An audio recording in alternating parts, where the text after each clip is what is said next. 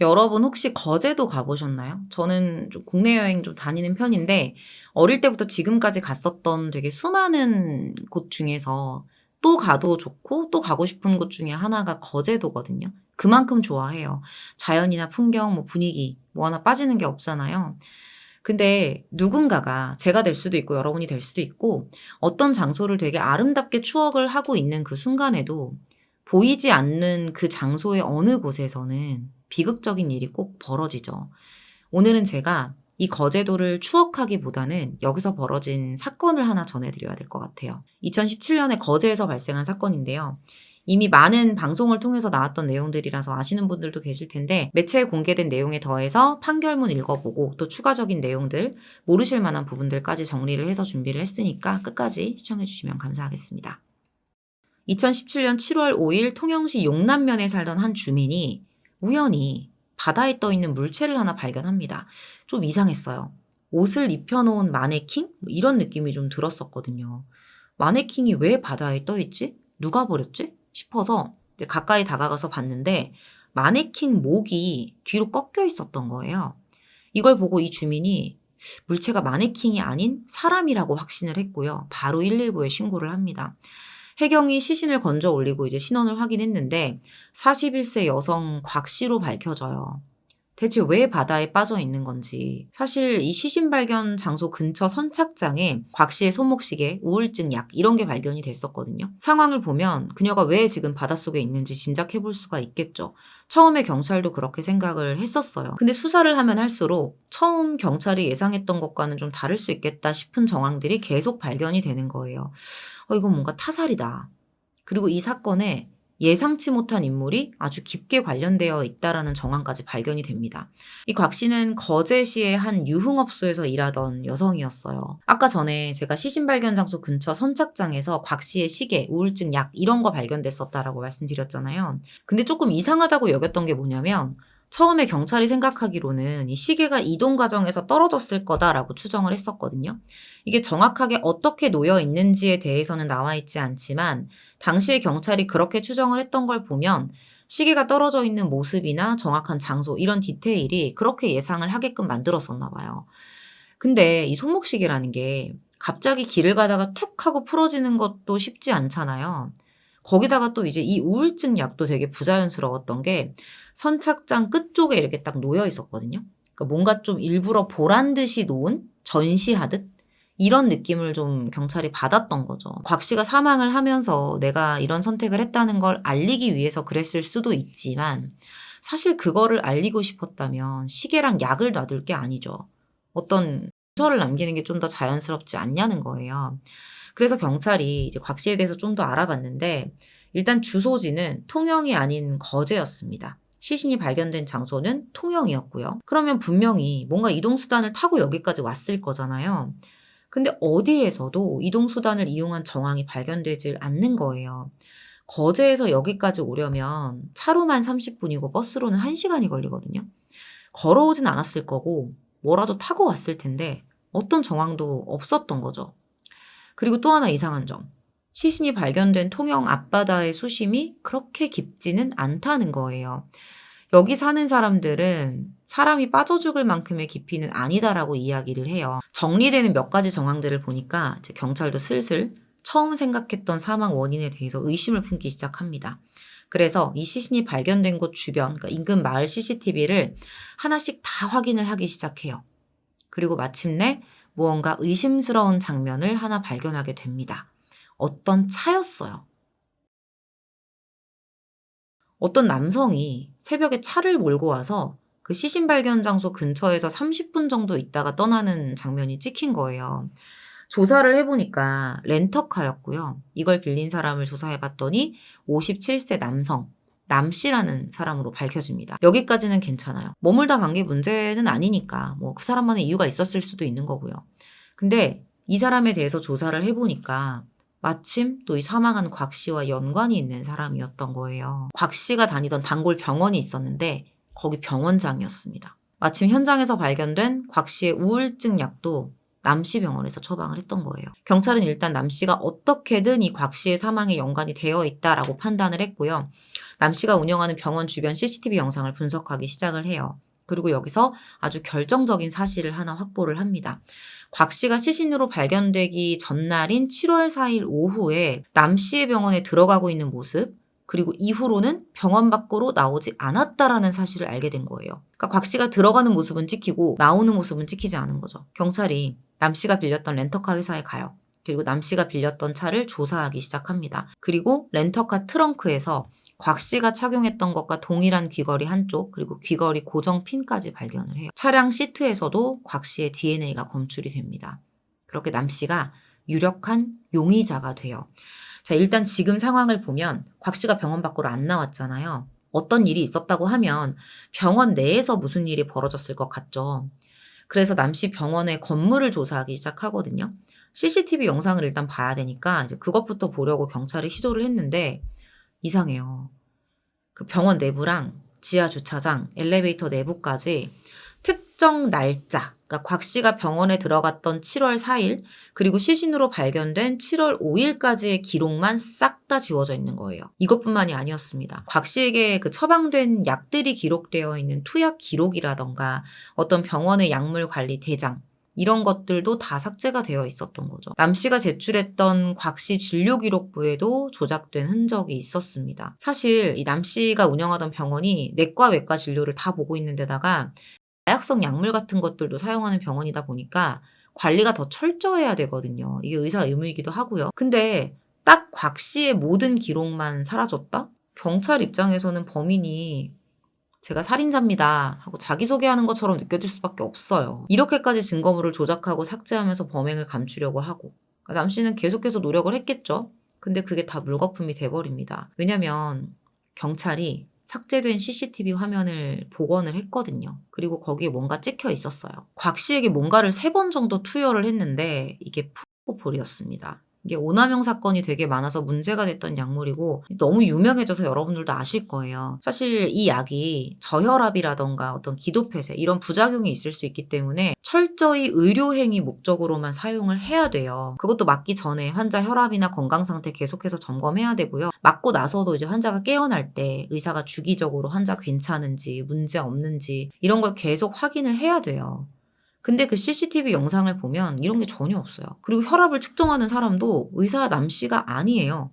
곽 씨가 자기 스스로 막 자동 혈압기로 혈압을 측정하고 있는 거예요. 그렇게 곽 씨는 사망하게 된 거고요. 이 영상 앞에서 뭘 부인할 수가 있겠어요. 증거를 조작한 것까지 확인이 됐는데 곧바로 경찰이 남 씨 병원으로 출동해서 당시에 진료를 보고 있던 남 씨를 긴급 체포합니다. 남 씨는 렌터카를 끌고 통영 바다에 곽 씨의 시신을 유괴한 것까지는 인정을 했어요. 근데 그 불법 투약, 그 혐의만큼은 강하게 부인을 합니다. 곽 씨가 이제 영양 수액을 맞다가 사망했다라고 주장을 하는 거예요. 근데 경찰이 바보가 아니죠. 지금 병원 CCTV만 확인한 게 아니거든요.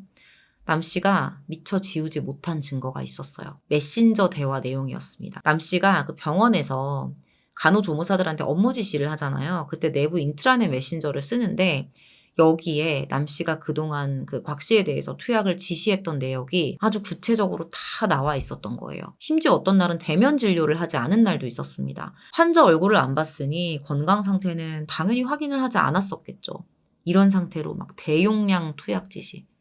메신저 내용을 이제 분석을 해보면 곽 씨가 병원에 첫 방문한 게 5월 12일이에요. 그리고 사망한 게 7월 4일인데 이 2개월 정도 되는 시간 동안 27차례 투여를 받았었고요. 사망 직전에는 거의 매일 병원에 왔습니다. 이게 왜 그랬을까요? 이 약물이 내성이 생겨요. 그러니까 점점 더 그 맞는 텀이라든가 횟수라든가 용량이 올라갈 수밖에 없는 거예요. 그렇게 경찰이 남 씨에게 그 CCTV 영상 복원된 거 그리고 메신저 지시 내역 이런 걸 막 들이밀었더니 결국에는 자신이 곽 씨에게 를 과다투여해서 곽 씨가 사망하게 됐다는 것을 인정을 합니다. 만약에 과다투여로 곽 씨가 사망을 했을 때 시신을 유괴하지 않고 바로 신고를 했으면 업무상 과실치사로 처벌을 받고 끝날 수도 있거든요.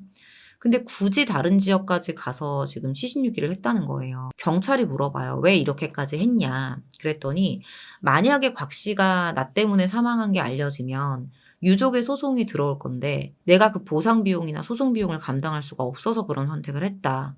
라고 대답을 합니다. 실제로 남 씨의 상황이 안 좋긴 했어요. 이 병원이 개업한 지 얼마 안 됐어요. 3개월 차 정도 된 병원인데 임대료도 지금 제대로 낼 수 없을 정도로 힘들었었대요. 개업할 때 지금 빚도 있는 상황에서 소송까지 걸리면 감당이 안 될 거라는 생각에 사건을 위장했다는 거죠. 마치 모든 게 곽 씨의 선택인 것처럼. 그럼 대체 그날 어떤 일이 있었냐? 좀 더 자세한 이야기 전해드릴게요. 7월 4일 오후에 곽 씨가 병원을 찾아요. 곽 씨 같은 경우에는 이제 원래 살던 곳은 서울이었는데 거제까지 내려와서 유흥업소 일을 했었대요.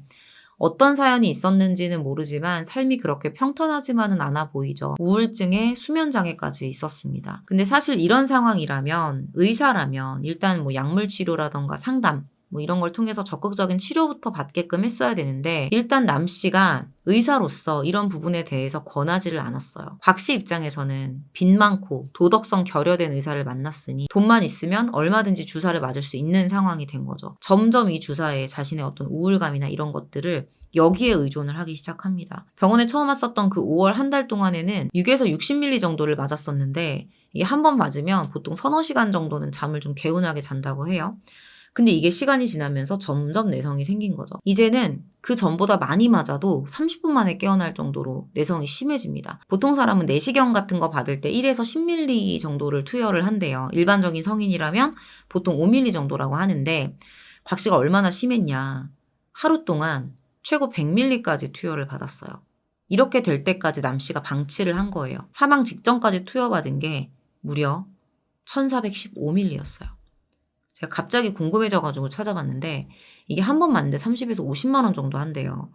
남 씨 입장에서는 그냥 진료만 봐주는 것보다 훨씬 더 많은 돈을 벌 수 있겠죠. 그렇게 기록상에는 곽 씨가 무슨 통증 치료를 한다. 뭐 이런 내용을 넣어서 병원비 처리를 합니다. 보통 곽 씨가 오면 남 씨가 메신저로 용량을 지시를 해주고 간호조무사가 이제 투여를 해줬었는데 7월 4일 그날은 남 씨가 직접 투여를 했대요. 근데 이게 이유가 있었어요. 사건 전날에 이 남 씨 그 병원에서 조금 문제가 있었던 거예요. 남 씨하고 그 간호조무사 3명 사이에 좀 크게 갈등이 있었던 거죠. 그것 때문에 그 조무사 3명이 다음날 다 출근을 안 해요. 그래서 남 씨가 직접 투여를 하게 된 거죠. 이날은 처음에는 12ml 그리고 6ml 2번 이렇게 3회에 걸쳐서 23ml를 투여를 합니다. 근데 갑자기 좀 소름이 돋는 게 약병에 약이 하나씩 사라질 때마다 투여를 할 때마다 내 통장 잔고가 쌓이고 있다. 뭐 이런 생각으로 했을 거라고 생각을 하니까 좀 무섭네요. 그렇게 투여를 하고 난 후에는 환자가 깨어날 때까지 상태를 살펴야 함에도 그렇게 하지 않았습니다. 진료를 보다가 다 맞았나? 뭐 이렇게 들여다보는 그냥 거의 방치 상태로 놔뒀대요. 결국 곽 씨는 오후 3시 40분경 저혈압에 따른 심정지로 사망을 해요. 나중에 이제 곽 씨가 사망했다라는 걸 알고 난 후에도 남 씨는 시신을 수액실에 그대로 눕혀놉니다. 이날 접수실에는 직원이 있었거든요. 조무사들은 출근을 안 했지만 이 직원이 퇴근할 때까지 이제 기다렸다가 저녁에 이제 근처 렌터카 업체에서 차를 한 대 빌려요. 그리고 여기다가 곽 씨의 시신을 실어요. 그리고는 이제 적합한 유기 장소를 찾으려고 계속 거제하고 통영을 돌아요. 그러다가 통영시 용남면 한 선착장 앞 바다를 유기 장소로 결정을 했었던 거죠. 그렇게 새벽 4시가 다 되어갈 때쯤 남 씨는 시신을 바다에 빠뜨려서 유기했고요. 선착장에 손목시계와 우울증 약을 갖다 놓은 뒤에 마치 이 마지막이 곽 씨의 선택인 것처럼 위장을 합니다. 그리고는 병원으로 돌아와서 상황을 정리하고 증거가 될 만한 모든 영상자료, 서류 이런 걸 다 삭제하고 조작을 했던 거예요. 재판에서 남 씨는 계속해서 곽 씨의 사망이 의료사고일 뿐이다라고 주장을 해요. 근데 재판부는 남 씨의 행동이 치료 과정에서 과실로 환자를 죽이거나 다치게 하는 의료사고와는 그 본질이 다르고 죄질이 불량하다고 봤습니다. 그리고 경찰이 영상을 복원할 때까지 투약 사실을 부인한 거, 범행 은폐를 위해서 시신을 바다에 빠뜨려 유기한 것에 대해서 책임을 강하게 물을 필요가 있다라고 밝혀요. 아니다. 곽 씨가 스토커처럼 집요하게 약물을 요구해서 나도 어쩔 수 없이 투약한 거다. 남 씨가 이렇게 주장을 했었는데 재판부는 남 씨가 병원하면서 6억 5천 정도 빚을 졌거든요. 이것 때문에 경제적인 어려움을 겪으면서 수익을 얻을 목적으로 의사의 양심과 신뢰를 저버렸다라고 했습니다. 곽 씨가 약물에 의존하고 중독되어 가는 것을 의사임에도 묵인했다라는 거죠. 그렇게 총 4가지 죄목이 적용이 돼요. 사체유기죄, 마약류 관리에 관한 법률 위반, 업무상 과실치사, 의료법 위반. 근데 이 4가지가 다 돼서 징역 4년, 벌금 300만 원입니다. 그리고 이 재판에서 남 씨에 대한 판결만 내려진 게 아니었어요. 이 경찰이 사건을 조사하다가 이것저것 다 뒤지다 보니까 또 다른 범죄 사실이 있다라는 걸 알게 된 거예요. 그거에 대한 재판도 했었거든요. 이 병원에서 일하던 간호조무사, 그리고 또 다른 프로포폴 중독 환자에 대한 재판이었습니다. 병원이 그냥 엉망진창이었던 거죠. 그러니까 이거를 간호조무사도 알았어요. 어차피 뭐 이 병원은 관리대장도 제대로 안 쓰니까 뭐 약물 재고 관리도 안 되는 것 같은데 이런 생각으로 그냥 한 병, 두 병 이렇게 훔쳐가지고 개인적으로 자신한테 투약을 했었던 거예요. 또 다른 중독 환자는 총 11회에 걸쳐서 155ml를 병원에서 투약을 받으면서 두 사람 모두 징역 6개월, 집행유예 2년이 선고가 됩니다. 재판 이후에 남 씨가 항소했는데요. 항소가 기각이 돼요. 유족과의 합의도 되지 않았습니다. 과거에 어떤 언론사에 제보가 하나 들어온 게 있었어요. 어떤 내과 병원 의사가 환자들에게 프로포폴을 남용한다. 그래가지고 막 이제 급하게 취재를 시작했는데 이게 사건이 점점 커지니까 갑자기 제보자들이 되게 비협조적으로 나오기 시작한 거예요. 그래서 결국에 이제 취재를 마무리를 못했던 적이 있었거든요. 근데 그때 그 약물을 남용했다는 그 의사가 남 씨였어요. 이미 과거부터 이 약물로 돈벌이를 하는 게 뭔지 알고 있었을 거라는 거예요. 그게 좋은 수단이라는 걸 아는 상태에서 자신에게 경제적인 어려움이 닥치니까 그 방법을 떠올렸을 수 있다. 그리고 이 사건 이전에 또 비슷한 사건이 또 있었거든요. 2012년도에 되게 유명했던 사건인데 강남의 한 산부인과 의사가 자신의 내연녀에게 그 약물을 과다 투여해서 사망하게 한 후에 시신을 유기한 사건이 있었어요. 이때 1년 6개월의 징역형을 받고 이제 의사 면허를 취소를 당했었는데 징역을 살고 나와서 이제 의사 면허 재교부 신청을 했던 거예요. 이것 때문에 재판까지 갔는데 또 1심에서 충분한 반성을 했다라는 이유로 재교부 판단이 나옵니다. 난리 났었죠. 다행히 2심에서 이제 1심 판결이 취소가 되고 2023년 1월에 대법원에서 원고 패소하면서 의사 면허를 재발급받지 못하고 끝이 납니다. 다른 것도 아니고 의사잖아요. 기회를 줄 게 있고 안 줄 게 있는 거죠. 남 씨는 지금 어떻게 됐는지 알 수가 없어요. 면허 취소를 뭐 당하고 나서 재발급을 받지 못했을 가능성이 높기는 한데 사실 정확한 후속 보도가 없다 보니까 뭐 지금도 의사인지 아니면 다른 일을 하고 있는지는 확인이 되지 않고 있습니다. 의사가 가해자인 사건들이 계속 발생을 하고 있는데 처벌 내리는 거 보면 알겠지만 지금 말도 안 되잖아요. 과실치사고 뭐고 사람을 바다에 빠뜨려가지고 시신을 유기를 했는데 저 형량은 말이 안 되죠. 의사로서 본분을 지키고 환자에게 적합한 치료를 권장하면서 약물 의존을 막았다면 곽 씨의 인생도 남 씨의 인생도 그렇게 끝나지는 않았을 겁니다. 오늘 준비한 내용은 이렇게 마무리하도록 하고요. 저는 다음 사건으로 다시 찾아뵙겠습니다. 감사합니다.